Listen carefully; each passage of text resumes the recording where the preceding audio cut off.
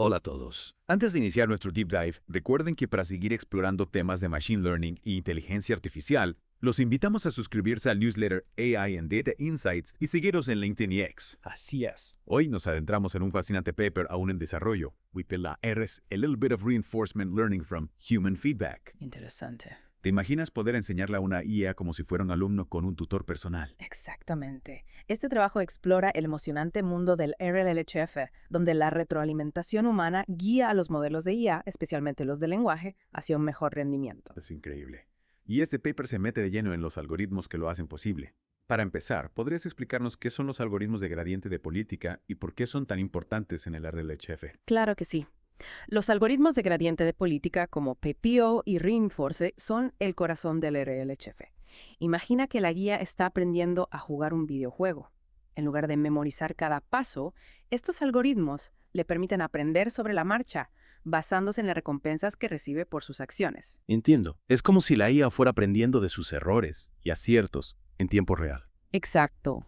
Pero ¿cómo se decide? ¿Qué acciones son buenas o malas? Ahí es donde entra el concepto de retorno, ¿verdad? Muy bien captado. El retorno es la suma de todas las recompensas que la IA espera recibir a lo largo del tiempo. No se trata solo de la recompensa inmediata, sino también de las recompensas futuras. Entonces la IA no es miope, también piensa en el futuro. ¿Y cómo se calcula este retorno en la práctica? Para calcular el retorno se utiliza una fórmula matemática que considera todas las recompensas futuras y un factor de descuento que prioriza las recompensas a corto plazo. Piénsalo como una inversión. Las recompensas a corto plazo tienen más valor que las recompensas a largo plazo. Tiene sentido. Y hablando de inversiones, ¿qué hay de la función de valor? ¿Cómo se relaciona con el retorno? La función de valor es como un asesor financiero para la IA. Estima cuánto retorno futuro puede esperar la IA a partir de su estado actual. Es como una predicción de qué también le irá a la IA en el futuro. O sea, si la función de valor es alta, significa que la IA está en una buena posición para obtener grandes recompensas.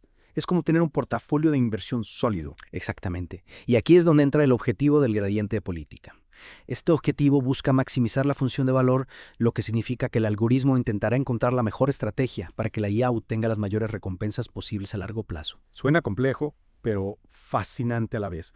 ¿Podría darnos una analogía para entender cómo funciona este proceso de optimización? Imagina que estás escalando una montaña. El objetivo es llegar a la cima donde se encuentran las mejores recompensas. El algoritmo de gradiente de política es como un mapa que te guía hacia la cima, ajustando tu dirección en cada paso para que asciendas de manera eficiente. Me encanta la analogía de la montaña. Entonces, el algoritmo va escalando hacia las mejores recompensas, ajustando la estrategia de la IA en cada paso. ¿Y qué determina la velocidad a la que sube la IA por esta montaña? La velocidad de ascenso está determinada por la tasa de aprendizaje. Este parámetro controla qué tan grandes son los ajustes en la estrategia de la IA en cada paso. Si la tasa de aprendizaje es alta, la IA puede subir la montaña más rápido, pero también corre el riesgo de desviarse del camino óptimo. Claro, si la IA sube demasiado rápido, podría pasar por alto la cima o incluso caer por un precipicio. Exactamente. Ajustar la tasa de aprendizaje es crucial para que la IA aprenda de manera estable y eficiente. Ahora hablemos del algoritmo Reinforce que mencionaste al principio. Sí.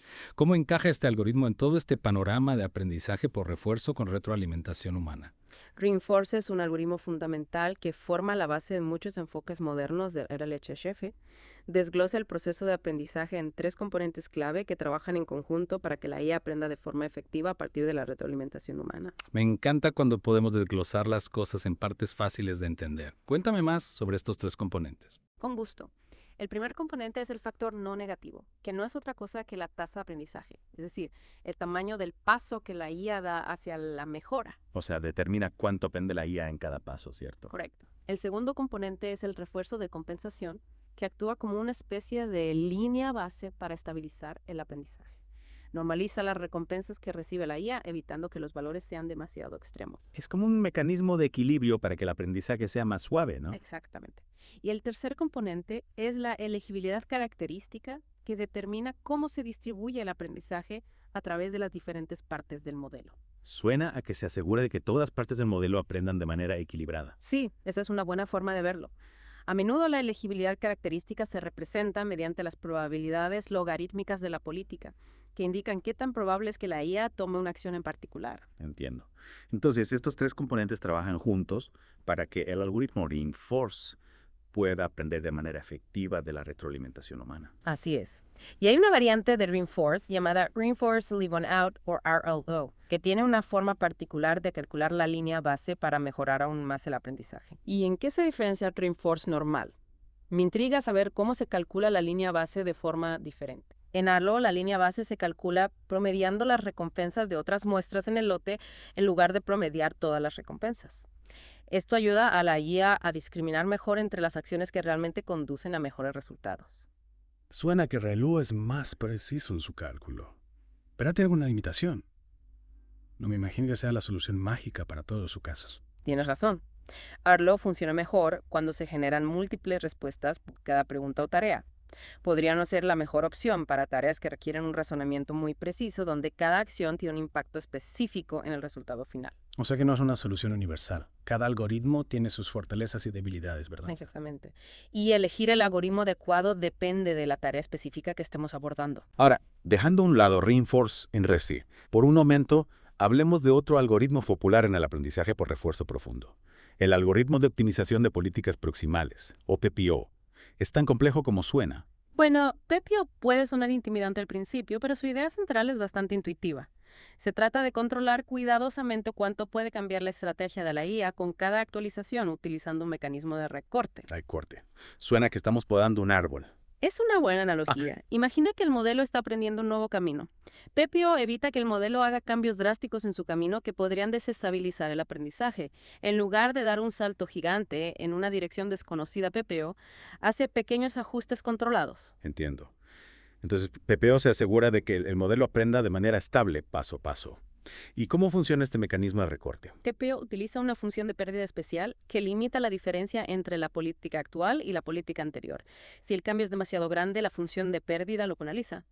De esta manera, PPO evita que el modelo se desvíe demasiado del camino correcto. Suena a un sistema de seguridad inteligente para aprendizaje. Exactamente. Y gracias a este mecanismo, PPO es conocido por su estabilidad y eficacia en el entrenamiento de agentes de IA para tareas complejas. Fascinante. Y hablando de algoritmos interesantes, ¿qué nos puedes contar sobre el algoritmo de optimización de políticas relativas de grupo o GRPO? GRPO es un algoritmo más reciente que busca simplificar el proceso de aprendizaje por refuerzo, evitando la necesidad de una función de valor separada. Recuerda que en PPO la función de valor estima el retorno futuro. GRPO, en cambio, se basa en una idea diferente. ¿Y cuál es esa idea? Me intriga saber cómo GRPO aborda el problema del retorno futuro sin una función de valor explícita. En lugar de utilizar una función de valor separada, GRPO asigna el mismo valor a cada paso o acción que la IA toma durante un episodio. Es como si cada paso tuviera el mismo peso en la evaluación de rendimiento general de la IA. Entonces en GRPO todos los pasos del camino tienen la misma importancia. ¿Y cómo se determina ese valor común para cada paso? GRPO utiliza una técnica llamada estimación de Monte Carlo, donde se recolectan múltiples resultados y sus recompensas a partir del mismo punto de partida. Luego se calcula un promedio de estas recompensas para obtener un valor representativo del rendimiento de la IA. Es como si GRPO estuviera haciendo una encuesta entre diferentes caminos para ver cuál funciona mejor en promedio. Sí, esa es una excelente analogía. Y al no necesitar una función de valor separada, GRPO ofrece algunas ventajas interesantes en términos de eficiencia y simplicidad. Cuéntame más sobre esas ventajas. Siempre me interesa saber cómo podemos optimizar el proceso de aprendizaje. En primer lugar, GRPO ahorra memoria, ya que no necesita almacenar un conjunto adicional de parámetros para la función de valor. Y en segundo lugar, GRPO podría abordar algunos de los desafíos asociados con el aprendizaje de funciones de valor a partir de las arquitecturas típicas de los modelos de lenguaje. Suena a que GRPO es un algoritmo bastante eficiente, pero como mencionaste antes, cada algoritmo tiene sus propias peculiaridades. ¿Hay algún detalle de implementación que debamos tener en cuenta al trabajar con estos algoritmos? Claro que sí. Implementar estos algoritmos para modelos de lenguaje a gran escala requiere prestar atención a una serie de detalles específicos. Por ejemplo, la inicialización de la red de valor en PPO puede influir significativamente en el rendimiento del modelo. Inicialización de la red de valor. ¿A qué te refieres con eso? La red de valor en PPO es la parte del modelo que estima el retorno futuro. Al inicializar esta red podemos elegir entre diferentes opciones, como utilizar un modelo con la misma arquitectura pero con pesos diferentes, o simplemente utilizar pesos aleatorios. Ya veo. Entonces la elección de la inicialización puede afectar la calidad de las estimaciones de valor. Exactamente.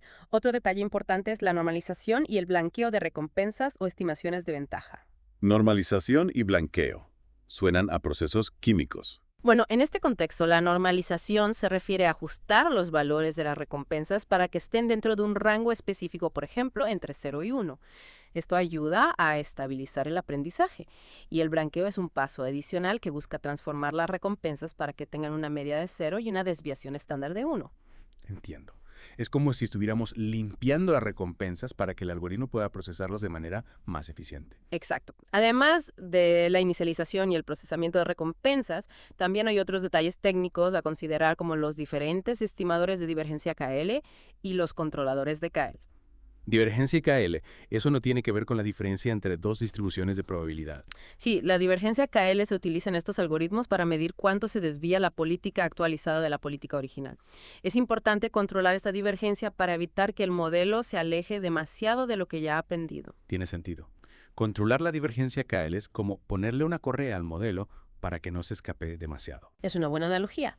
Y los controladores de KL son mecanismos que se utilizan para ajustar la penalización asociada a la divergencia KL.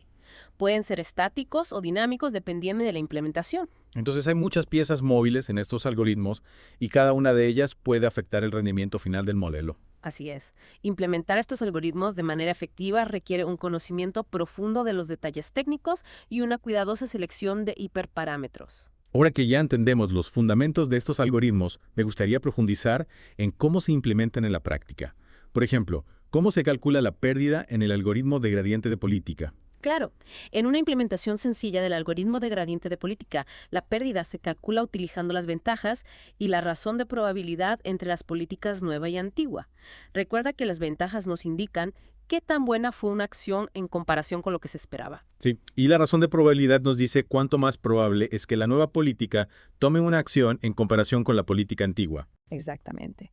Entonces, si la ventaja es positiva, lo que significa que la acción fue mejor de lo esperado, la pérdida se reduce cuando la razón de probabilidad aumenta.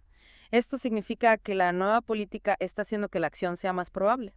Y si la ventaja es negativa, la pérdida se reduce cuando la razón de probabilidad disminuye, lo que significa que la nueva política está haciendo que la acción sea menos probable. Correcto. Es como un sistema de recompensas y castigos que guía el modelo hacia las acciones que conducen a mejores resultados. Y en PPO, ¿cómo se calcula la pérdida?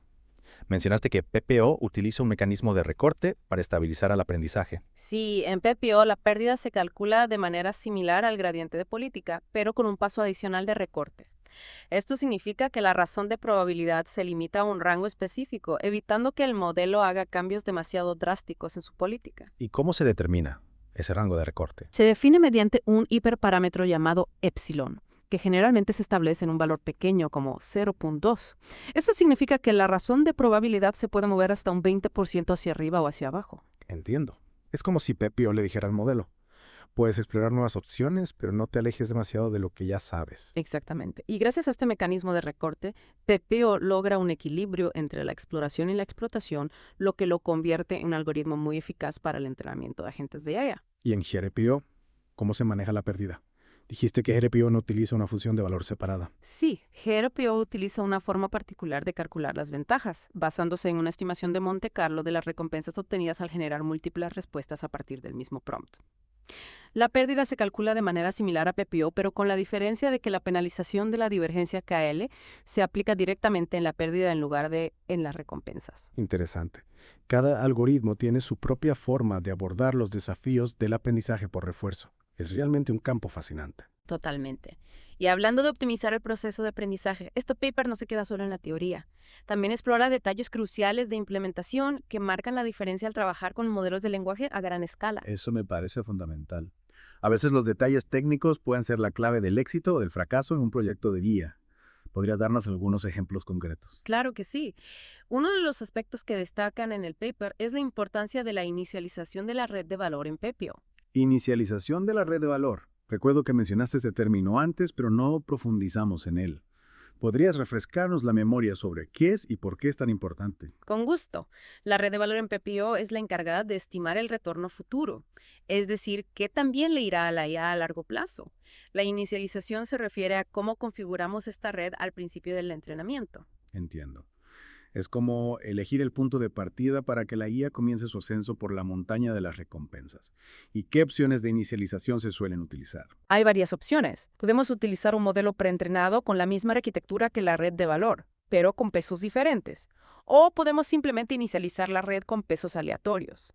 Me imagino que la elección de la inicialización puede afectar significativamente el rendimiento final del modelo. Es así. Exactamente. Una buena inicialización puede acelerar el entrenamiento y ayudar a la IA a encontrar soluciones óptimas más rápidamente.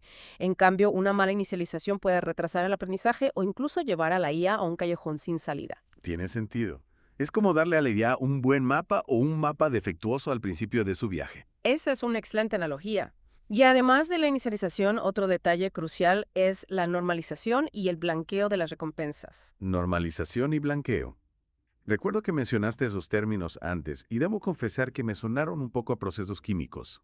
¿Podrías explicarnos en qué consisten y por qué son importantes en el contexto del aprendizaje por refuerzo? Claro que sí. Imagina que las recompensas que recibe la IA son como ingredientes en una receta. La normalización es como ajustar las cantidades de cada ingrediente para que la receta tenga un sabor equilibrado. Entonces la normalización ayuda a que las recompensas sean más manejables para el algoritmo. ¿Y qué hay del blanqueo?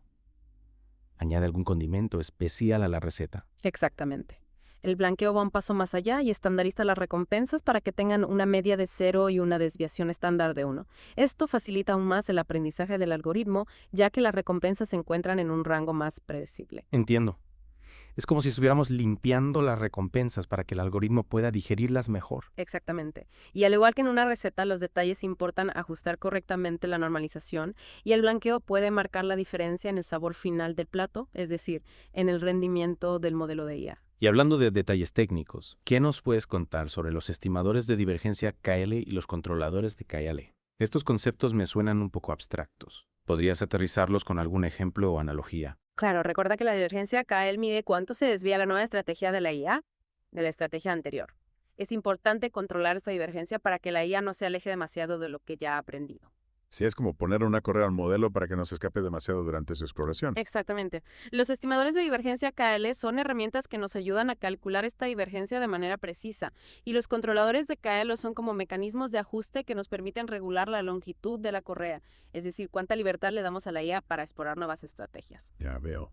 Entonces, los controladores de KL nos permiten encontrar un equilibrio entre la exploración de nuevas ideas y la explotación del conocimiento previo. Correcto. Es como encontrar el punto óptimo entre la curiosidad y la disciplina en el proceso de aprendizaje. Fascinante.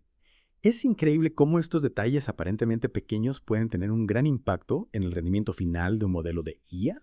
Y ahora que hemos explorado a fondo estos algoritmos y sus detalles de implementación, me gustaría centrarme en un aspecto que me parece especialmente interesante: el uso de prompts en el contexto de RLHF. Excelente punto. El diseño de prompts es crucial en el RLHF, ya que determina cómo interactuamos con la IA y cómo le proporcionamos retroalimentación. Exacto. En esencia, los prompts son las preguntas o instrucciones que le damos a la IA para guiar su aprendizaje.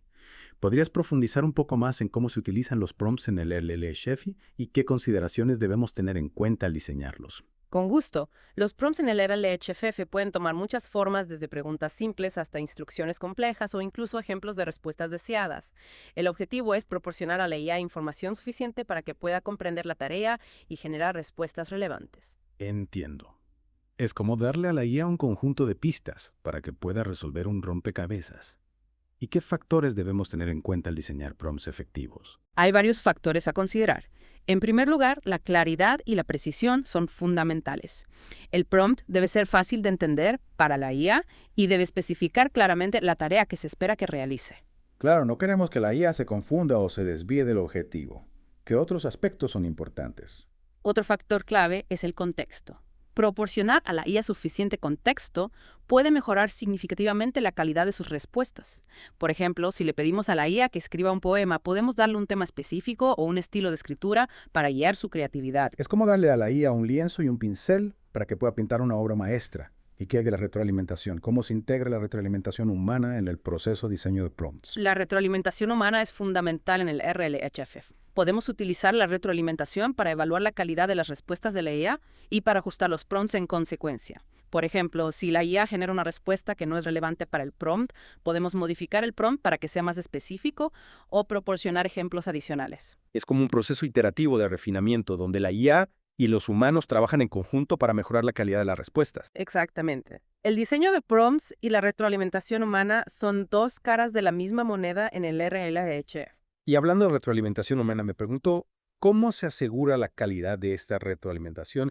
Después de todo, los humanos no somos perfectos y podemos cometer errores o tener sesgos. Es una pregunta muy importante. La calidad de la retroalimentación humana es crucial para el éxito del RLHF. Hay varias estrategias para mitigar los errores y los sesgos, como la selección cuidadosa de los evaluadores, la provisión de instrucciones claras y la agregación de múltiples evaluaciones para obtener una visión más objetiva. Es como aplicar un control de calidad a la retroalimentación humana para asegurarnos de que sea lo más confiable posible. Exactamente. Y hablando de control de calidad, otro aspecto importante a considerar es la evaluación del rendimiento de los modelos de IA entrenados con RLHF. Claro, es fundamental poder medir si la IA está realmente aprendiendo y mejorando con la retroalimentación humana. ¿Qué métricas se suelen utilizar para evaluar el rendimiento en este contexto? Hay una variedad de métricas que podemos utilizar dependiendo de la tarea específica. Para tareas de generación de texto, por ejemplo, suelen utilizar métricas como la perplejidad, que mide qué tan bien el modelo predice la siguiente palabra en una secuencia, o la puntuación BLU, que compara las respuestas de la IA con las respuestas de referencia generadas por humanos. Entiendo. Estas métricas nos permiten cuantificar la calidad de las respuestas de la IA. ¿Y hay alguna métrica específica que se enfoque en la capacidad de la IA para seguir las instrucciones del prompt? Sí, existen métricas que evalúan la fidelidad de las instrucciones, es decir, que también la IA sigue las indicaciones del prompt. Una de estas métricas es la tasa de éxito, que mide el porcentaje de respuestas que cumplen con los requisitos del prompt. Es como evaluar si la IA está realmente entendiendo lo que le pedimos que haga. Exactamente. Y además de las métricas cuantitativas, también es importante realizar evaluaciones cualitativas donde expertos humanos analizan las respuestas de la IA en busca de aspectos como la coherencia, la fluidez y la originalidad. Entonces se trata de combinar la precisión de las métricas cuantitativas con la perspicacia de la evaluación humana. Correcto. La evaluación de rendimiento en el RLHF es un proceso multifacético que requiere un enfoque integral. Y hablando de enfoques integrales, me gustaría tocar un tema que me parece crucial: las aplicaciones del RLHF en el mundo real. Hemos hablado mucho de la teoría y los detalles técnicos, pero me intriga saber cómo se está utilizando esta tecnología para resolver problemas concretos. Excelente pregunta. El RLHF tiene un potencial enorme en una amplia gama de aplicaciones. Una de las áreas más prometedoras es el desarrollo de asistentes virtuales y chatbots más inteligentes y conversacionales. Es fácil imaginar cómo el RLHF puede ayudar a crear chatbots que puedan mantener conversaciones más naturales y fluidas con los humanos. ¿Qué otras aplicaciones se están explorando? Otra área de interés es la personalización de la educación. El RLHF puede utilizarse para crear sistemas de aprendizaje adaptativo que se ajustan al ritmo y las necesidades individuales de cada estudiante. Es fascinante pensar en la posibilidad de tener tutores virtuales personalizados que te guíen en tu proceso de aprendizaje. ¿Y qué hay del mundo del entretenimiento? ¿Hay alguna aplicación del RLHF en la industria del cine, la música o los videojuegos? Por supuesto, el RLHF se está utilizando para crear personajes de videojuegos más realistas e inteligentes, así como para generar música y guiones de películas de forma automática. Es increíble cómo el RLHF está permeando tantos aspectos de nuestras vidas. Y hablando del impacto de la IA en la sociedad, me gustaría abordar un tema que inevitablemente surge al hablar de tecnologías tan poderosas como el RLHF: las implicaciones éticas. Es un tema crucial. El desarrollo y la aplicación responsable de la IA requieren una reflexión profunda sobre las implicaciones éticas. En el caso del RLHF, uno de los desafíos es garantizar que la retroalimentación humana no introduzca sesgos o prejuicios en los modelos de IA. Es un punto importante. La IA debe ser justa y equitativa para todos, independientemente de su raza, género, religión u otras características. ¿Qué otras consideraciones éticas debemos tener en cuenta al trabajar con el RLHF? Otro aspecto a considerar es la privacidad de los datos. La retroalimentación humana a menudo implica el uso de datos personales, por lo que es esencial garantizar que estos datos se manejen de forma responsable y ética. Claro, no queremos que la IA se convierta en una herramienta de vigilancia o discriminación. Y hablando de riesgos potenciales, ¿qué hay de la posibilidad de que la IA se vuelva demasiado inteligente o autónoma? Es una pregunta válida, aunque aún estamos lejos de una IA que pueda superar la inteligencia humana. Sin embargo, es importante establecer límites claros y mecanismos de control para garantizar que la IA se utilice para el bien común. Entonces, el desarrollo ético de la IA implica un equilibrio entre la innovación y la responsabilidad. Exactamente. La IA tiene un potencial enorme para mejorar nuestras vidas, pero es crucial utilizarla de forma sabia y ética. Y bueno, después de esta fascinante inmersión en el mundo del RLHF, me gustaría dejar a nuestros oyentes con una pregunta para reflexionar. ¿Cómo crees que el RLHF transformará nuestras vidas en el futuro? Es una pregunta abierta, pero estoy seguro de que veremos aplicaciones del RLHF cada vez más sorprendentes en los próximos años, desde la medicina personalizada hasta la exploración espacial. Sin duda, el futuro de la IA con RLHF es brillante y lleno de posibilidades. Y para aquellos que quieran seguir explorando este apasionante campo, los invitamos a consultar las referencias bibliográficas del paper que hemos analizado hoy. Así es, siempre hay más por aprender y descubrir en el mundo de la IA. Muchas gracias por acompañarnos en esta inmersión profunda en el mundo del RLHF. Hasta la próxima. Y si hablamos del futuro del RLHF, este paper nos da algunas pistas interesantes sobre las direcciones que está tomando la investigación. Me encantaría saber más sobre eso. ¿Qué caminos futuros se vislumbran en el horizonte del RLHF? Una de las áreas de mayor interés es la exploración de nuevos algoritmos de aprendizaje, por refuerzo que sean aún más eficientes y robustos. Claro, siempre estamos buscando mejorar la eficiencia y la confiabilidad de los algoritmos. ¿Hay algún enfoque específico que esté ganando terreno en este sentido? Sí, hay un creciente interés en los algoritmos de aprendizaje por refuerzo offline que permiten a la IA aprender a partir de datos previamente recopilados sin necesidad de interactuar directamente con el entorno. Eso suena muy prometedor.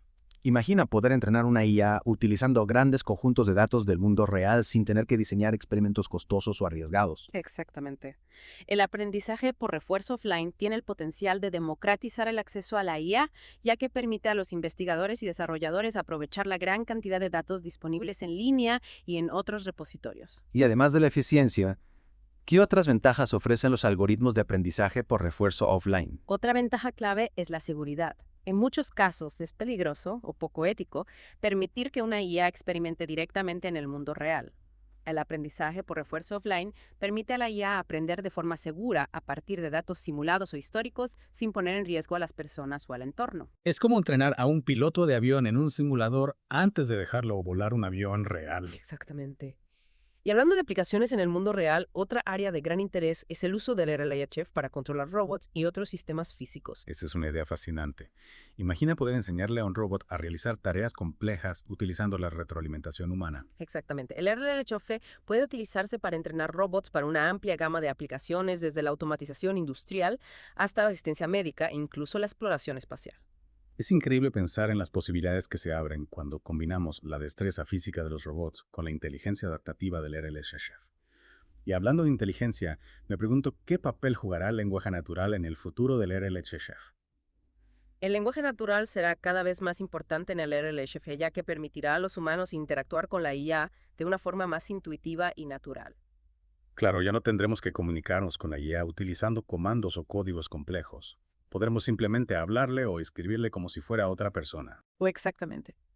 Y a medida que la IA se vuelva más fluida en el lenguaje natural, podrá comprender mejor nuestras intenciones y proporcionar respuestas más relevantes y personalizadas. Es como si la IA se estuviera convirtiendo en un compañero de equipo más inteligente y colaborativo. Exactamente. Y a medida que la IA y los humanos trabajemos más estrechamente, podremos lograr cosas increíbles juntos. Sin duda, el futuro del RLHF es brillante y lleno de posibilidades. Muchas gracias por acompañarnos en esta inmersión profunda en el mundo del RLHF. Hasta la próxima.